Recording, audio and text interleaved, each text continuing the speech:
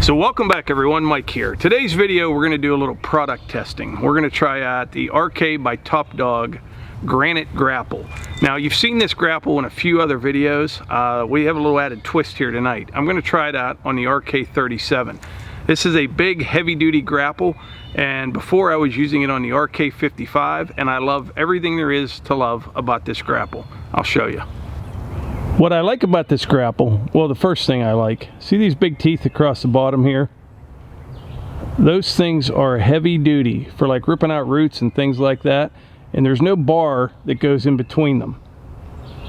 They're strong enough and heavy enough that you don't need that bar across there. And what that does, when you're rooting out, you know, old little stumps or just cleaning up old roots from where you were clearing, you're not pushing a lot of dirt. With a grapple, you don't want to carry dirt. If you want to carry dirt, use a bucket on your tractor. You don't use a grapple. Grapple's for sorting and carrying and, you know, clearing brush and stacking logs and things like that. And these teeth here at the bottom, they're not very long either. And I don't want them very long. And the reason is it helps keep the weight towards the machine more than if they were real long and sticking out. Now, if you're doing like demolition work, you'd want probably a different style of grapple. Something more to carry building materials, kind of like a flat deck on the bottom of it almost, you know, lighter material and things like that. But for what I do around here on the property, clearing trees and you know, things like that, this is the perfect grapple. I really like it, and I haven't used it much on this RK37. I just used it a little bit the other night, and but we're going to put it through 4 different tests here over the next couple days, and I'll let you know what I think. Now I'm going to test this grapple out probably 4 different ways. First one is removing invasive species like autumn olive, multiflora rose. Those are things that grow here in Pennsylvania, and it's an invasive bush, and these things are nasty. If you don't keep them under control, they will take over the world, I swear. And you can brush hog them sometimes, but they'll come right back. So nothing makes me happier than to rip those buggers out, roots and all, and drop them in a burn pile. It just puts a smile on my face. So that's going to be test number 1, cleaning up some invasive species and small little trees and nasty things like that.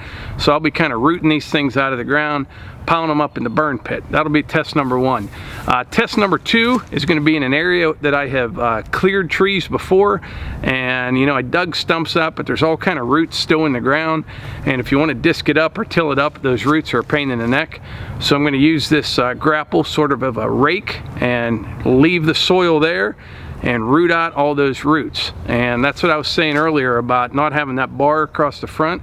This grapple should work very well for that. So that'll be test number 2. Test number 3 will be carrying treetops and general brush, things like that. And the 4th and final test will be just to see how much I can lift with this thing on the RK37. So I'm going to try to get this all done in 2, maybe 3 videos, I'm not sure. But the first test tonight is going to be some invasive species like autumn olive, multiflora rose, and just cleaning up around the nicer trees. So the goal is to use this grapple in the RK37, root this stuff out, and I just have a rake on the back of it tonight, so I figure I get this cleaned up a little bit, I can rake it, and I might even be able to just seed it after that. We'll see what it looks like. So this is the kind of stuff we're going to work on the first video here. There's some autumn olive in there, multiflora rose, there's some small dead trees in there, some old dead pine trees, and what I want to do here is just kind of clean up around these nice trees. Like right there, I got a real nice oak right here, and I just want to clean this mess up around here.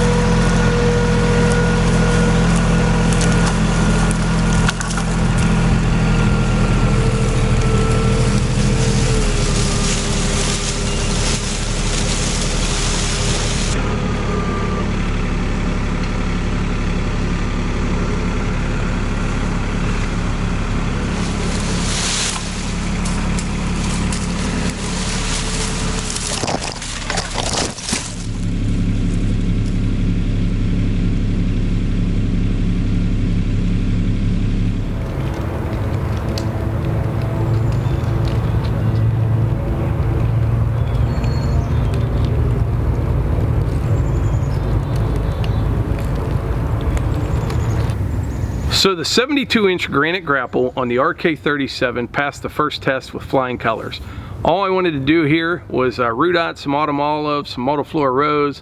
I took down a couple little cherry trees and some dead trees, picked up some pine trees, and then I just raked it up a little bit just to kind of dress it up. I have a little bit more work to do here before I can seed it, but I did an area maybe 100 by 100 in like 45 minutes. I mean, that is very impressive, and I'm very pleased so far with how this grapple works on this 37. I didn't think it would handle it as well as it does.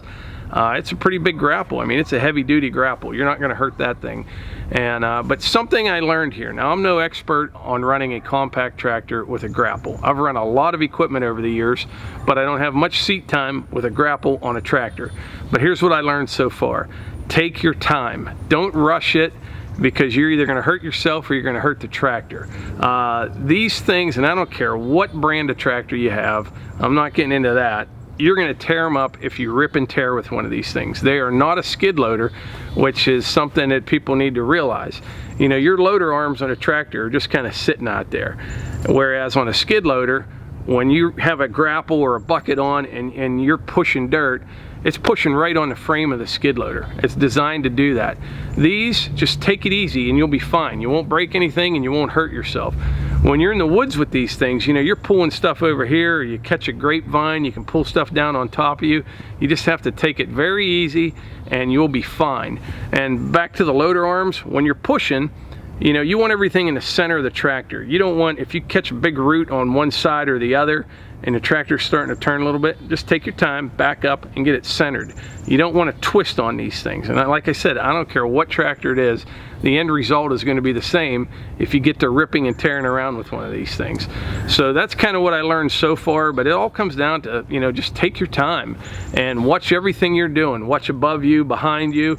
And another thing to keep in mind, when you're pushing those little trees over, even if it's a tree, you know, 6-7 inches in diameter, you get a pretty good root ball out of there. And so now you got a hole in the ground. So then, you know, you're carrying a load of brush or something with the grapple, you have to remember where that hole is. So I like to kind of, you know, work the rake a little bit at the same time, fill those things in, and keep things smooth as you're working, and so you don't have to worry about turning over or anything like that. But anyway, like I said, test one went very well. Next one I think we'll do is see how much this thing will lift on the RK37. I've got a real big oak log. I think would be a good test for that.